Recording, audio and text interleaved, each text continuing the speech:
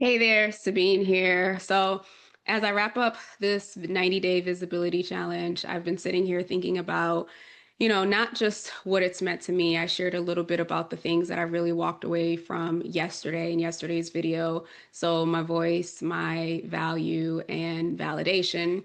But I've also been thinking about, well, what does that mean to those who have been on the journey with me or who will watch this? And what can you gain out of this experience? And so, if you're someone who is already successful, you're already known for what you do, but you still feel like visibility is a stretch, you still feel like you don't have anything to talk about for 30 days, 60 days, or even 90 days. So, there are five things that I just want to share real quick.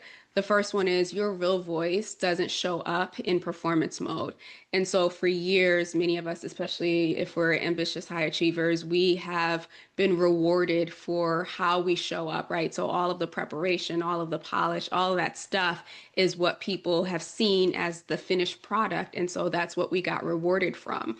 But what I've noticed that in these last 90 days, for me at least, my real voice only came forward when I stopped performing and allowed myself to be seen as I was on that day. So if I wasn't feeling it, I wasn't feeling it. If I was, perky and had something fall on my spirit, I was able to share that. And so that's where I feel that I really embraced my voice, embraced my truth, embraced my thoughts. And so for those of you who are considering this, if visibility feels exhausting, if the thought of showing up every day for 90 days or 30 days or whatever feels exhausting, it's probably not the act itself or the platform itself, but really the version of you that you think that you have to show up as. Because when you're just showing up as yourself, then there's very little effort put out there. Maybe some thought behind what you want to say, but not as much effort than when you're in performance mode. The second biggest takeaway and lesson learned is that your value feels obvious to you, which is why you underestimate it. So, as I was talking through about my frameworks, whether it be in the cultivating connections or even just some of the things that I've learned along the way around metaphysics and the subconscious mind and everything else, I realized just how much I had discounted what I know and what I stand on simply because it felt normal to me or it felt easy for me. And so I know for a fact, because I mostly work with high achievers, that we do this all the time. We assume that everyone knows what it is that we know, or we assume that because something comes easy to us, that it doesn't have a lot of depth, it doesn't have a lot of value.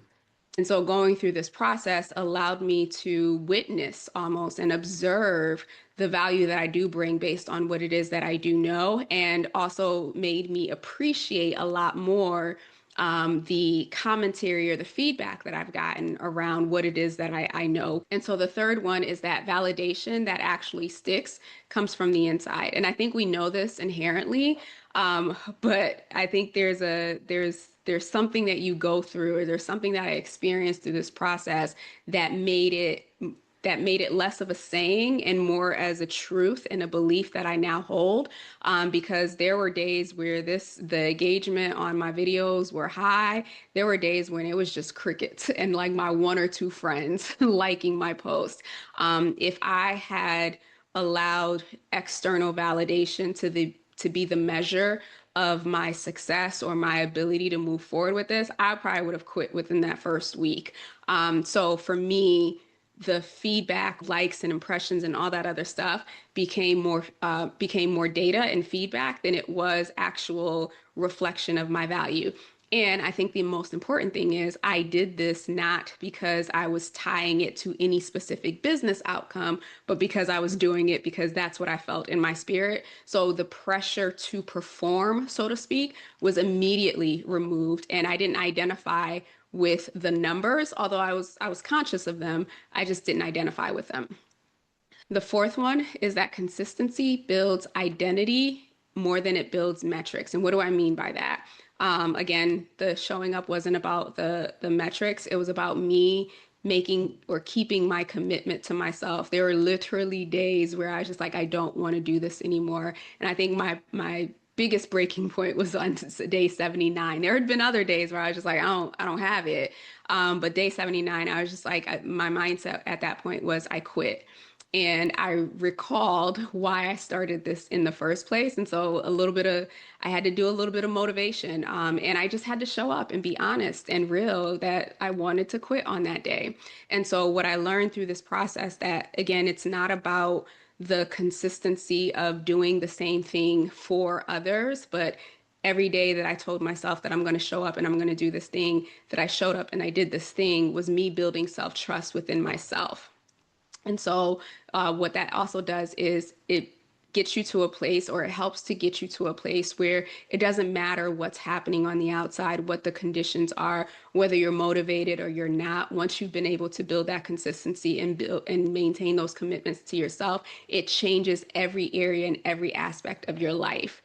And so the last takeaway from this, or opportunity in doing this challenge, was really learning that visibility is not about being seen, but it's about willing to be known. Am I willing to show up as myself when I don't feel like it, when I'm not motivated, when I don't have anything thought leadership-ish to say, so to speak? Am I willing to allow my moments of weakness or lack of motivation to show up on camera because that's really essentially how I'm feeling?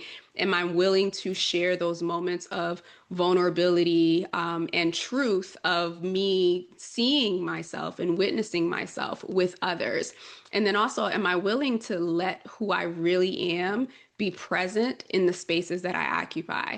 I think this one is the biggest one for me because what kicked this off was conversations that I had with people in my life who, in different ways, made mention that there are parts of me that I wasn't showing up. I wasn't fully allowing myself to show up as in different spaces.